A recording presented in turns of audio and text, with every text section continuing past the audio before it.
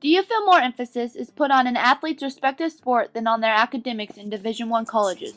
I think it depends on the institution, but generally I feel like coaches are there to make sure their players compete at a high level for the sport that they coach for. So if I'm a coach, I'm going to tell everyone that yes, you're here for an education, but right below that you are an athlete and you're expected to do your best in all I things. think there's more pressure put upon coaches to win. As far as how that goes, come here. As far as how the winning goes, some institutions care, some just don't.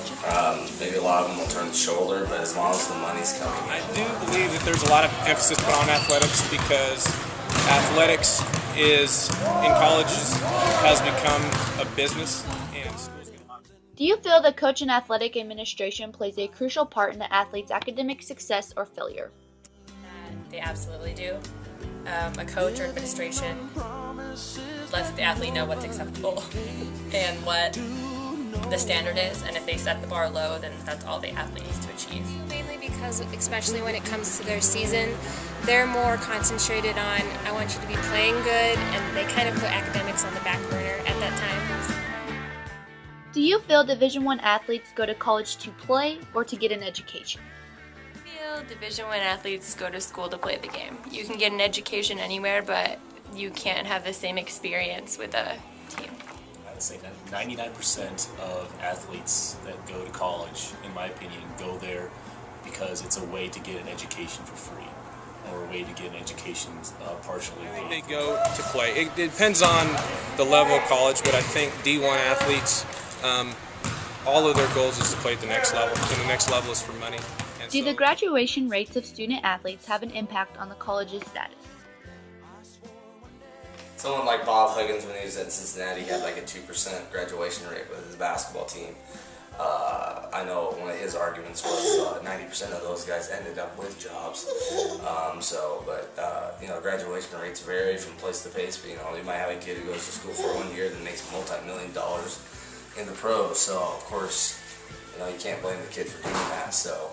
Yeah, I think it plays a big part because especially parents of even potential students, they take a look at that and say, well, I want my kid to go to the certain school that has a good graduation rate. So Because people not only look to the team and how well they're doing, but also the academic standards, I guess. It's kind of a bonus. Being a good school academically and having a good football team or basketball team or some kind of, great sports team is kind of a bonus to academics. Many student athletes are even aware of graduation rates, and especially coming out of high school, I don't think that's something that is directly advertised or represented to the students as important.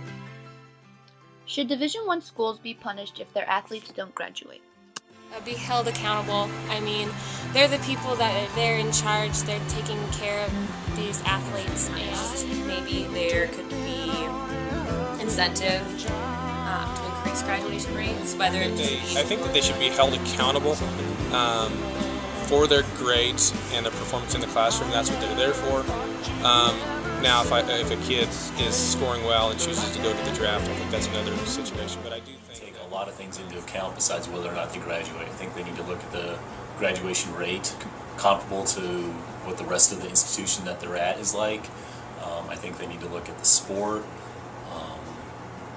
But I think if there's a team out there, if there's a program out there that's having just atrocious graduation rates year in and year out, and the coach obviously doesn't care, I think there should probably be something set in for that coach to refocus on academics. Should they Because that coach be punished? Now, it also depends upon how that individual has dropped out of school. Have they dropped out of school for a job?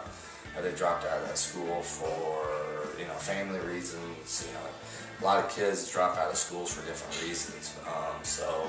You can't really penalize the institution if a kid's dropping out for legitimate reasons compared to a kid who maybe just failed at it or whatever else. So there's got to be, if they want to do something like that, they got to have a certain sort of guidelines in order to do something like that. So, and it'd be a very sensitive subject.